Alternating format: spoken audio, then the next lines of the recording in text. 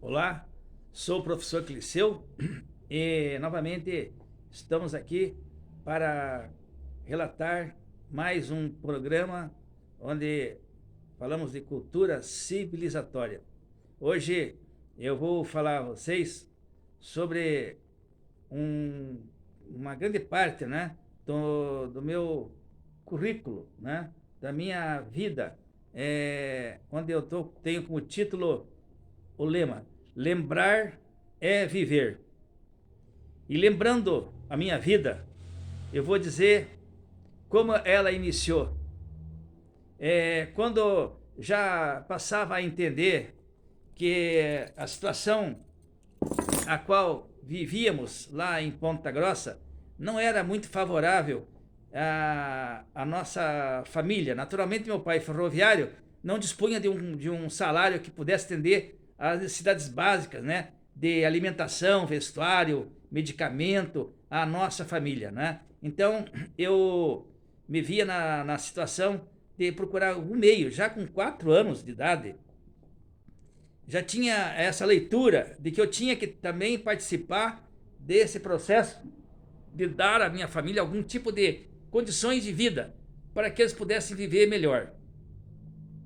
E em um desses Natal que ocorreram, naquela ocasião, a, a moda de uma criança era ter um suspensório, porque as nossas calças de pessoas que viviam assim nas regiões mais pobres lá da cidade de Ponta Grossa, a nossa cultura era amarrar a calça com um barbante, né, com arame, qualquer coisa, para que a calça não descesse, né, e naturalmente levasse a gente a ter um tipo de vergonha.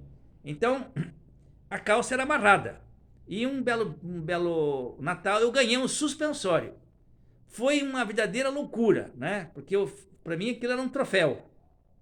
E eu já nos dias seguintes, após o Natal ter ocorrido, eu e minha mãe fomos à casa da dona Otília, né? Uma senhora que morava a umas 10 quadras abaixo no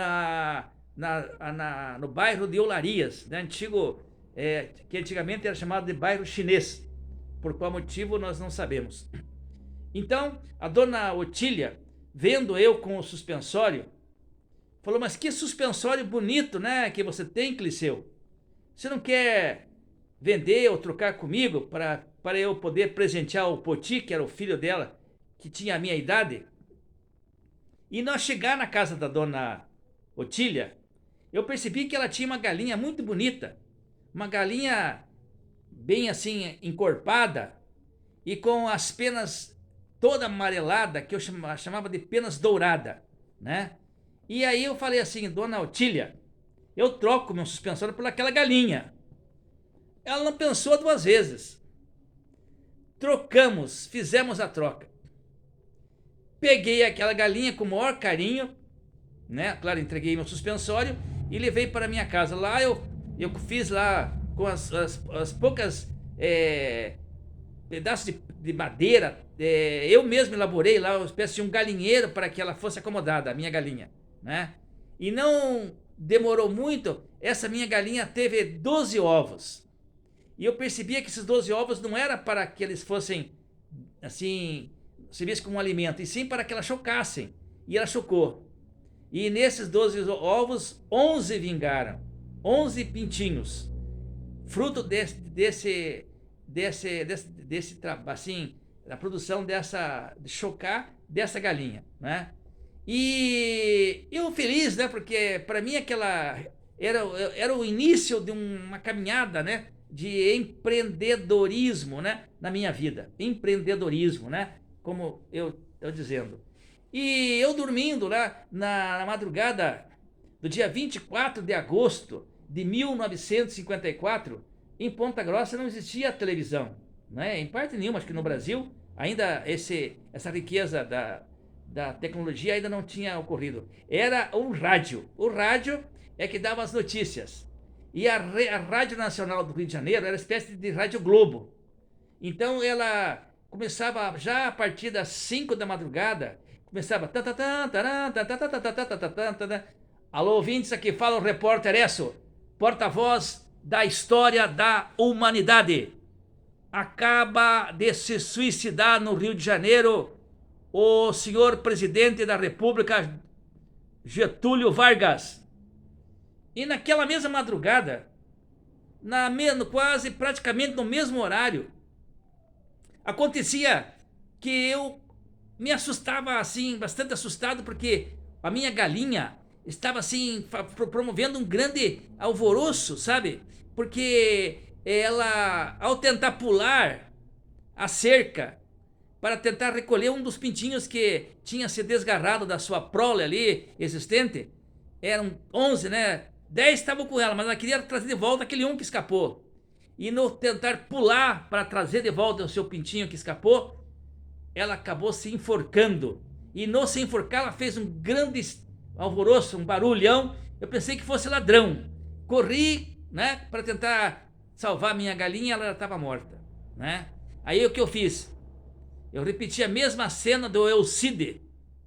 Quem assistiu o filme Alcide deve lembrar que ele morto, colocaram Alcide sobre um cavalo para que ele comandasse uma tropa contra os cristãos, aliás, contra os muçulmanos, e ele era cristão, e Alcide morto, ele conseguiu convencer os soldados a andar em direção ao inimigo e acabaram vencendo. Portanto, essa liderança de Alcide me fez lembrar a minha galinha. Coloquei ela em pé, com os gravetos, com um pedaço de pau ali, eu coloquei ela embaixo e os pintinhos se acomodaram. Enquanto havia calor no seu corpo, ela alimentou e guardou seus pintinhos, mesmo morta. Então, essa foi a história que eu começo a contar agora a vocês, como iniciou minha vida. Esses 11 pintinhos foram se multiplicando e minha vida começou a andar nessa direção. Sempre eu preocupado em cuidar e dar atenção a eles, né? E muitos foram se multiplicando e a minha vida econômica começou dessa maneira.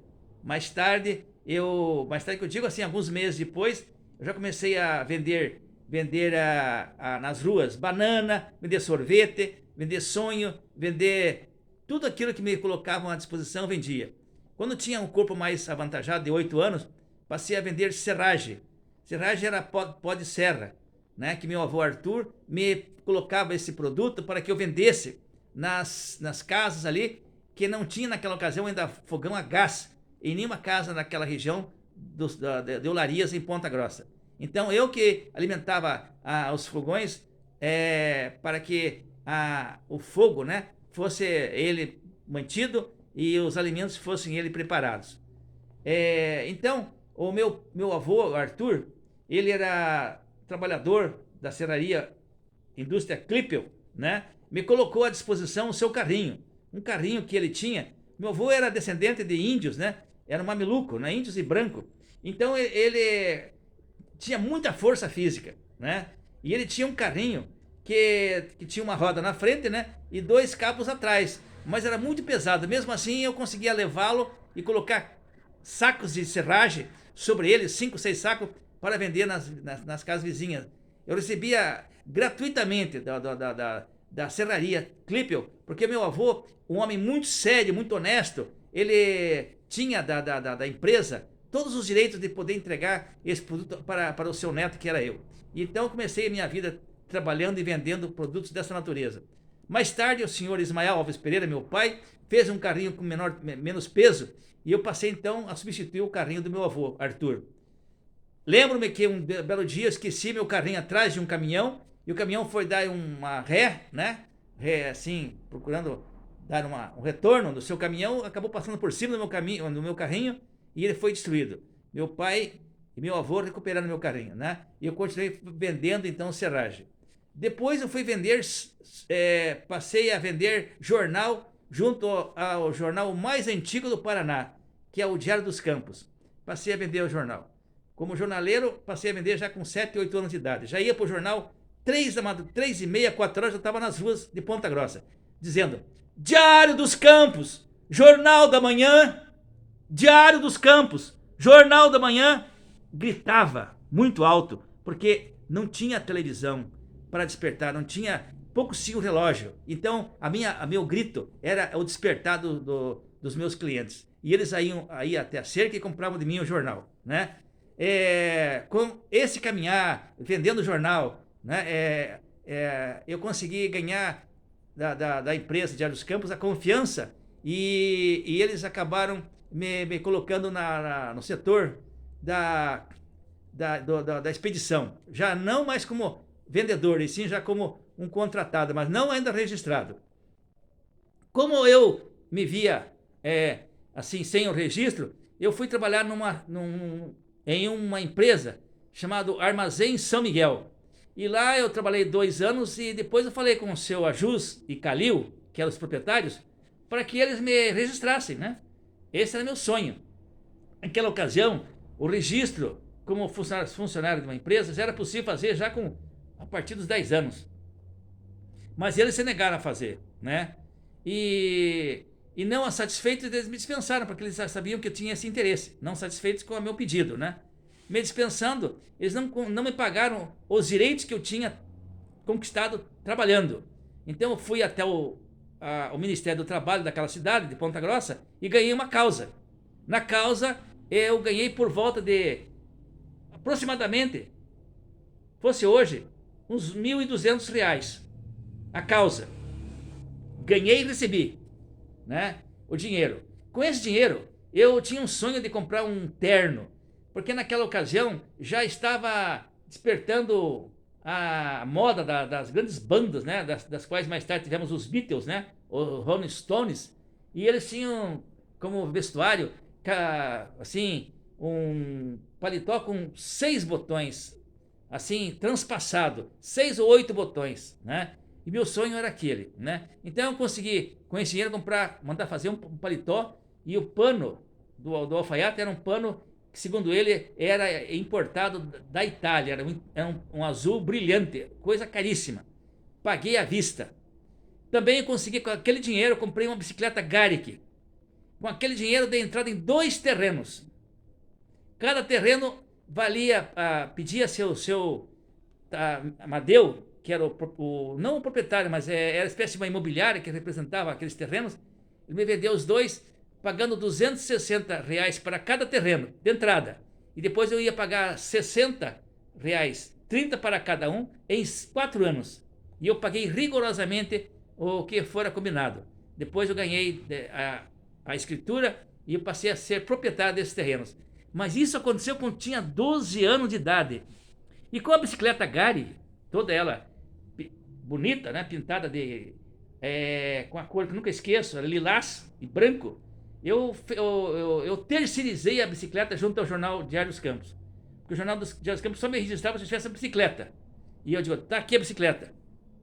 Ah, sim, então vamos registrar o senhor. E eu passei a ser funcionário da impressora Campos Gerais com 12 anos de idade. E assim aconteceu minha caminhada junto aos órgãos oficiais do país, né? Em especial lá do Paraná, de Ponta Grossa, que é o estado do Paraná. E aí então consegui, com esse objetivo,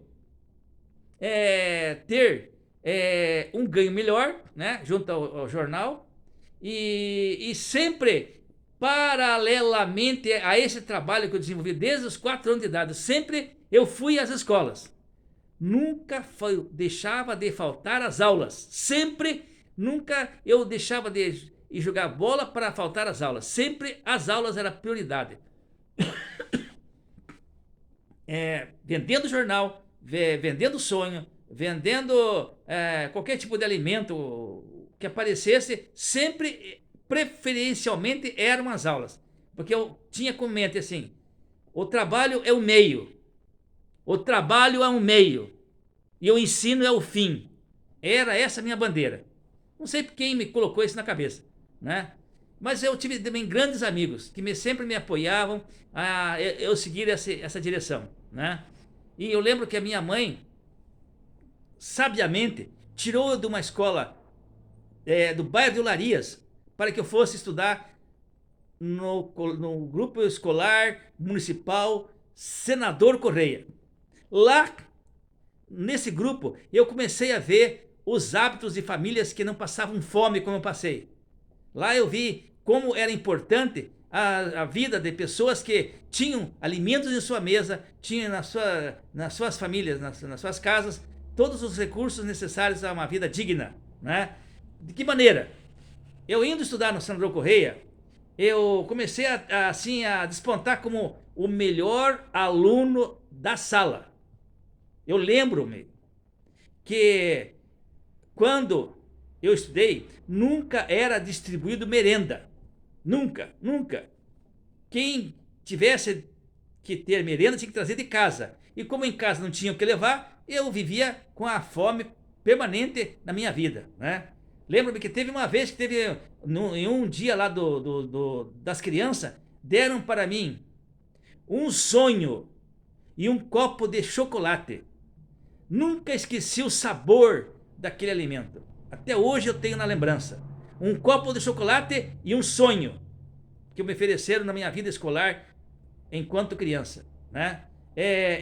Aí, eu também lembro-me, quando eu comecei a estudar na escola primária, a minha mãe, né, na dificuldade da fome, né, da miséria que nós envolvia naquela cidade, né, ela dizia assim, vai lá e compra 3 pães ou 4 pães e 200 gramas de açúcar.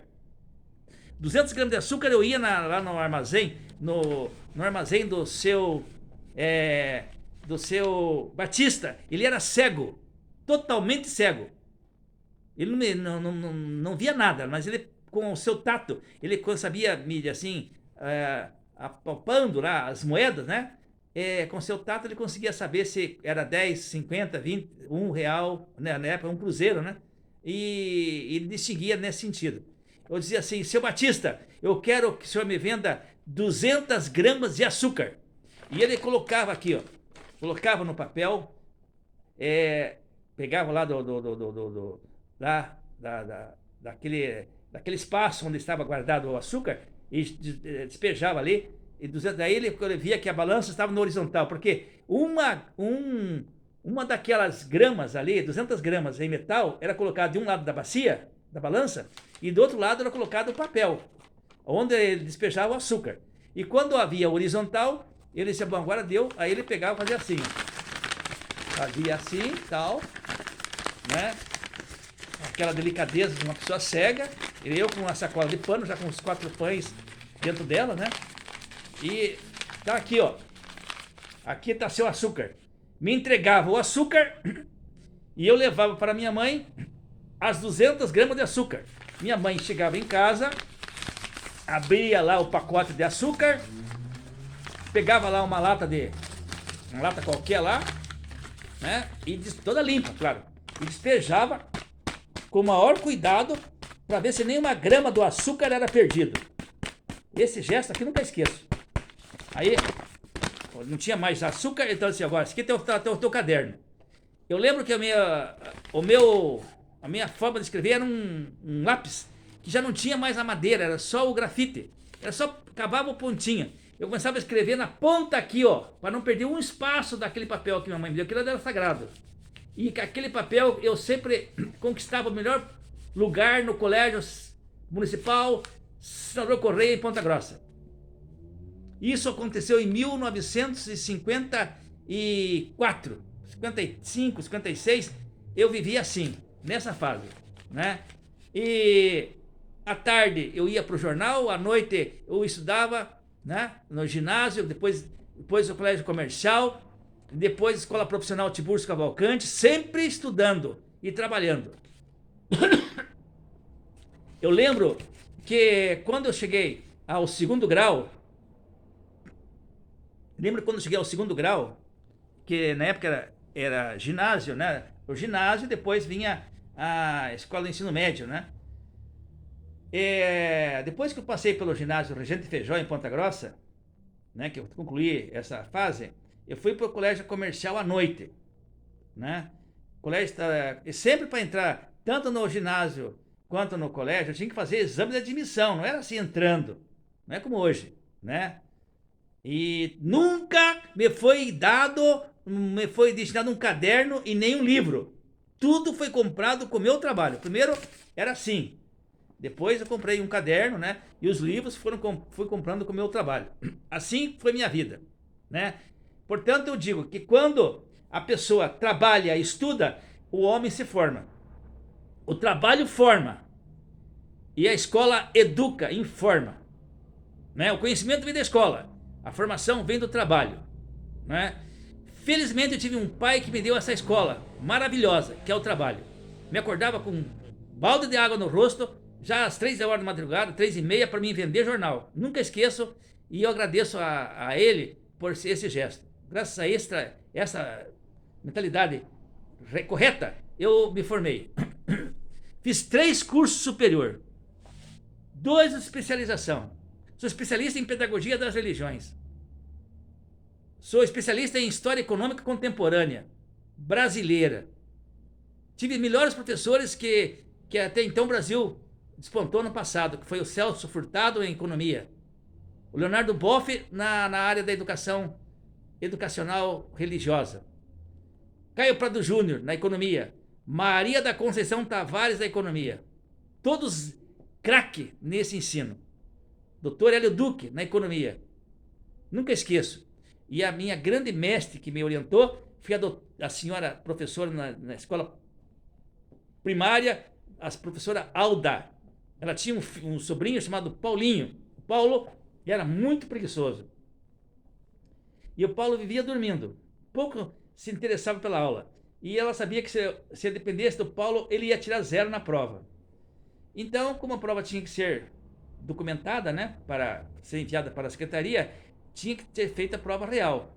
Então ela dizia assim: Cliceu, quando o Paulo quiser ver a sua prova, você pode mostrar a ele que não tem problema nenhum. Então todas as vezes que o Paulo queria ver minha prova, eu entregava para ele ver. Nem colando o Paulo conseguia fazer e ter boas notas, mas ele conseguiu passar. E graças a essa minha atitude, né, ajudar ele me convidava para ir na casa dele e tal. E eu sempre com fome. Sempre a fome participou da minha vida. E a fome para mim foi o maior remédio. Porque eu aprendi a dar valor ao alimento. Hoje eu tenho 74 anos, estou vivo e graças a Deus tenho saúde para viver mais alguns anos pela frente. Então o trabalho não mata ninguém, nem a fome. Apenas enfraquece, mas não mata. A fome dá personalidade ao cidadão. E assim eu me fiz homem, vitorioso, graças à fome e ao trabalho, e à escola. Eu digo isso para que vocês entendam que ninguém aqui pode ser chamado de coitado, né? Todos nós temos direito a vencer na vida dessa maneira. Parte da minha vida, com todas as verdades absolutas, estão aqui nesse meu depoimento. Quero que vocês entendam que não sou nenhum exagerado, não quero me fazer por vítima. Quer dizer que eu sou uma pessoa feliz, porque eu tive grande escola. Ismael Alves Pereira, meu pai. Arthur Antunes Ribeiro, meu avô. Exídio Alves Pereira, outro avô, né? Que me deu ideias de elegância como ele era. E lembro-me da minha mãe, Leonor Antunes Pereira, que também me ajudou muito, me orientando, sendo bastante enérgica comigo, fazendo eu varrer o terreiro, limpar a casa, lavar a louça, e até hoje esse hábito em mim eu carrego. Muito obrigado a todos, espero ter contribuído, e nunca esqueço de que é a escola que informa. Então o que eu tenho de conhecimento hoje eu devo à informação da escola. E o que devo da minha formação, da minha luta, da minha resistência é o trabalho. Uma boa tarde, uma boa noite, e um bom final de semana, e um bom dia a todos. Espero que tenham gostado. E não esqueçam, me dá o like. O like é a minha grande força para que eu continue a falar sobre as coisas que me ocorrem em termos de cultura civilizatória. Até a próxima. Tchau.